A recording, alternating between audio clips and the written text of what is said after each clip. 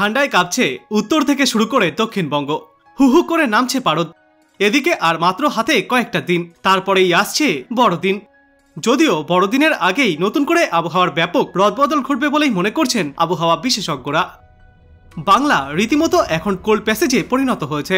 ঠান্ডা তো রয়েছেই, এর পাশাপাশি বাংলার জেলাগুলিতে দাপট চলছে ঘন কুয়াশার। এই প্রসঙ্গে আবহাওয়া দপ্তর থেকে বলা হয়েছে, উত্তর পশ্চিম ভারত থেকে পূর্ব ভারত পর্যন্ত কোল্ড প্যাসেজ তৈরি হয়েছে, যার ফলে রাজ্যের তাপমাত্রা 5 থেকে 10 ডিগ্রি সেলসিয়াসের কাছাকাছি ঘোরাফেরা করবে আগামী কয়েকদিনে। উত্তরবঙ্গের বহু জেলায় বিশেষ করে দার্জিলিং ও কালিম্পং এর তাপমাত্রা 10 থেকে 5 ডিগ্রি সেলসিয়াসের মধ্যে নেমে গিয়েছে। এদিকে দক্ষিণবঙ্গের বিভিন্ন জেলায় তাপমাত্রা 10 ডিগ্রি সেলসিয়াসের নিচেও পৌঁছে গিয়েছে, যে কারণে ঠকঠক করে কাঁপছেন রাজ্যের মানুষজন। সঙ্গে বইছে উত্তরে হাওয়া। আজ থেকে আবার নতুন করে শীতের ঝড়ো ব্যাটিং চলবে দার্জিলিং, কালিম্পং, আলিপুরদুয়ার, কোচবিহার ও উত্তর দিনাজপুর জেলাতে। পশ্চিমের জেলাগুলির কথা বলতে গেলে পুরুলিয়া, বাঁকুড়া, ঝাড়গ্রাম, পশ্চিম মেদিনীপুর, পশ্চিম বর্ধমান এবং বীরভূম জেলায় তাপমাত্রা আরও কমবে আগামী কয়েকদিনে। তবে গত কয়েকদিনের তুলনায় আজ খানিকটা ভালো হয়েছে শহর কলকাতার তাপমাত্রা। কলকাতায় আজ সর্বনিম্ন তাপমাত্রা রেকর্ড করা হয়েছে 15.1 ডিগ্রি সেলসিয়াসে। যদিও আগামীকাল এই তাপমাত্রা আরও কিছুটা নামতে পারে। সেই সঙ্গে পরিষ্কার থাকবে শহর কলকাতার আকাশ। দিনের দিকে পারদ ঊর্ধ্বমুখী থাকলেও রাতের দিকে ফের নামতে শুরু করবে তাপমাত্রা।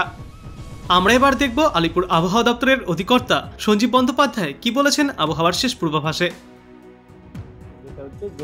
আমাদের যে পশ্চিমী ঝঞ্ঝা যেটা আমাদের দেশে জম্মু কাশ্মীরে ঢোকে, জম্মু কাশ্মীর দিয়ে ঢোকে, যার জন্য দেখবেন জম্মু কাশ্মীরে বা হিমাচল এইসব জায়গায় যে আমরা স্নোফল যেটা পাই সেটা হচ্ছে পশ্চিমী ঝঞ্ঝার এফেক্টে। এবার পশ্চিমী ঝঞ্ঝা যখনই ঢোকে, ওটা তো একটা মানে এক্সট্রাট্রপিক্যাল সাইক্লোনের শেষ অংশটা যখন আমাদের এসে পৌঁছায়, মানে একটা তখন লো হিসেবে থাকে। তো যখনই লো থাকে তখন কি হয়, আমাদের এখানে ঠান্ডা হয় হচ্ছে উত্তর পশ্চিম দিক থেকে হাওয়া আসার জন্য, কিন্তু যখন ওখানে লো হয়ে যায় তখন উল্টোটা হয়, আমাদের বে থেকে হাওয়া তখন ওই দিকে যায়। তার মানে ঠান্ডা হাওয়া না গিয়ে আমাদের এই দিক থেকে জলীয় বাষ্পপূর্ণ হাওয়া যায়, ফলে তখন আবার সাময়িকভাবে আমাদের এখানে টেম্পারেচারটা বেড়ে যায়, যেহেতু ময়েশ্চারটা বাড়ে এবং উইন্ডের ডাইরেকশনটাও চেঞ্জ হয়ে যাচ্ছে। উত্তর পশ্চিম দিক থেকে হাওয়া না এসে দক্ষিণ পূর্ব দিকে হাওয়া ঢুকছে, ফলে আমাদের সমুদ্রের দিক থেকে হাওয়া যদি কখনো ঢোকে তাহলে বুঝবেন ঠান্ডা কমবে, আর উত্তর পশ্চিম দিক থেকে যদি হাওয়া আসে তাহলে ঠান্ডা বাড়বে।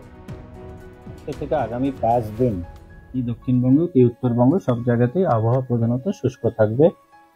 দিনের বা রাতের তাপমাত্রা খুব সিগনিফিকেন্ট চেঞ্জ নেই, অর্থাৎ ঠান্ডা যেরকম আছে সেটা কিন্তু বজায় থাকবে।